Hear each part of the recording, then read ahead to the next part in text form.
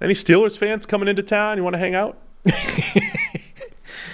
Come see the building. Steelers favored by 1 here in Cincinnati because we've got a lot of this game's going to look different Matt Canada than we thought 7 days ago. Of course, Joe Burrow's out for the season, Jake Browning taking over, and Matt Canada has been fired.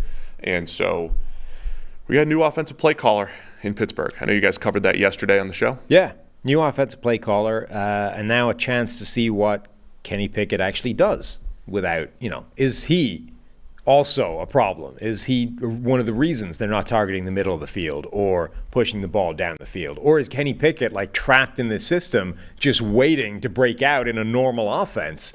We'll get an idea. I don't know if you actually learn anything here. I don't know if you really – it's the same system. It's the same plays that they've installed. It's not like they're putting it into – with the Raiders, and it changed fundamentally overnight. Did it, though? It's the same. Yes, of course it did. Plays. They immediately started calling the good plays. Let's actually give some good runs. Let's involve the running back and find out where he'd like to run instead of just calling the plays that have him running into the teeth of a defense. It changed. The Raiders' offense changed immediately when they got rid of McDaniels and changed. Even if it's the same system and the same, the plays they're calling are different. I am curious to see if they do lean on Jaylen Warren a little bit more as a running back in the run game. Warren, as we mentioned, went through all the stats on Monday, basically averaging over 8 yards per carry since week 7, most elusive running back by a mile, second in league in rushing yards since week 7, despite being in the 30s in attempts. Do they lean on the run game a little bit more? And a lot of times what you have when you do have an offensive coordinator change and a bump, they just say, hey, I know what'll make me look good. Mm-hmm. Throw to the good players. Yeah. And so do we see heavy George Pickens game? Do they attack the middle of the field? Yeah. The idea that last week, despite being the only functional thing on offense on either side of the ball, Jaylen Warren was still outsnapped by Najee Harris is ridiculous.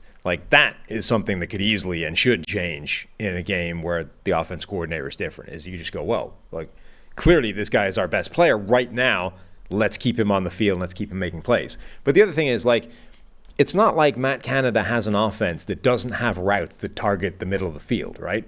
But for whatever reason, he doesn't call those plays or didn't call those plays. And if you look at, forget the targets, look at where the routes are run for the Steelers offense. It's not over the middle. There's giant cold spots in a heat map over the area that everybody else is running rampant in right now.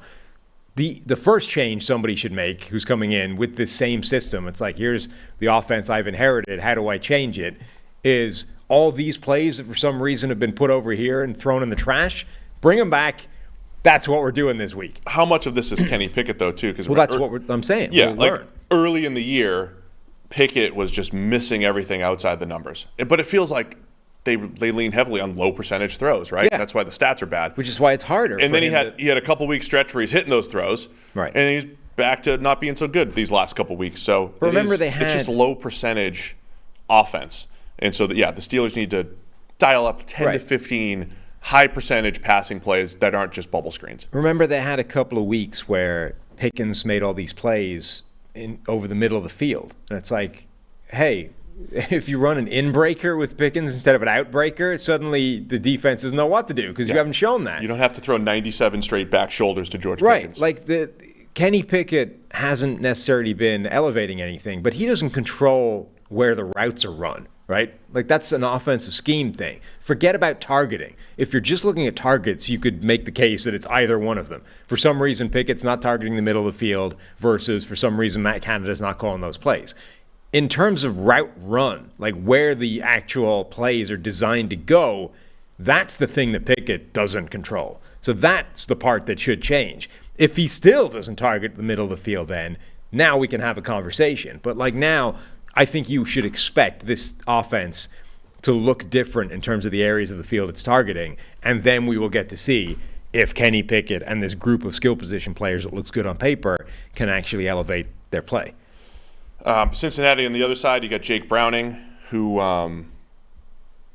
he had a Brock Purdy-like college career. Look, nothing good has ever come from when that's the start of a player description. Watching Jake Browning last week made me think of Joe Burrow earlier in the year when he had the calf injury. And it's like, all right, there's not a whole lot of passes successfully being completed down the field. Did you see Ryan Leaf and Mina had a little bit of a set too over Jake Browning? Yeah. Ryan wasn't happy that Mina had her description started a lot like yours, Look. I'm just trying to. And Ryan was like, you can't trash people like that. And she was like, look, Ryan, it's perfectly reasonable to suggest that some players are simply not NFL caliber starters. That's what we're doing here. That's it. The comparison I was going to make, Browning had a similar start. Remember, Brock Purdy's best season in college was his freshman year. Yeah. Jake Browning had a freshman year where I think his true freshman year was the same year as Josh Rosen, kind of graded similar to Josh Rosen. Never really had great NFL tools, Browning, but he threw the ball pretty well. Never really progressed at Washington either. Right. And the problem with Browning is there's just times where the arm strength limitations show up, and they showed up in college. So that's why I think this Bengals offense kind of looks like the limited Burrow offense when he had the calf injury, which was bad. Look, earlier in the year, that was a bad offense, right? Yeah. But there is a world where you get the ball to Jamar Chase, you get the ball in space, and you're just distributing the ball to a good group of receivers, and I think they can move it, right?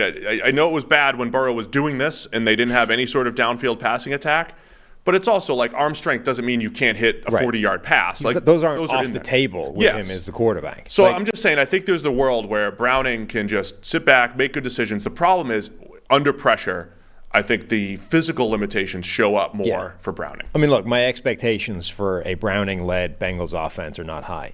However, one area where it is different than the normal scenario of QB1 goes down, QB2 is not good on paper, our season is boned. Because of the Burrow calf injury, Browning effectively had the entire offseason as QB1. Like, he ran the first-team offense for the entirety of training camp. Burrow was like, practice 3 or something, he went down. Yeah. It was immediate. A lot of reps. Right, so Browning had the entirety of the first-team reps for the entirety of preseason. And then Burrow came back, and it was week 1 where he finally got back in the game. Like, that doesn't usually happen for a guy like Jake Browning. Like, the guy usually gets thrown into the game when the QB goes down, having had no reps, having had only running with the second-team offense in training camp, no ability to kind of foster any kind of chemistry or any kind of connection with these guys. He actually had that, which is an unusual dynamic here. Maybe that works for his favor. Like, his preseason wasn't disastrous. His preseason a year ago wasn't disastrous.